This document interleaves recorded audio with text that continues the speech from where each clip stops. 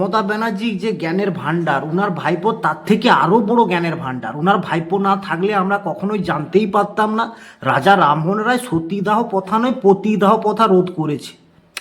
পতিদাহ প্রথা রোধ করেছে, সেটা আমরা জানতে পারলাম উনার ভাইপো থাকার কারণে, নাহলে আমরা জানতেই পারতাম না।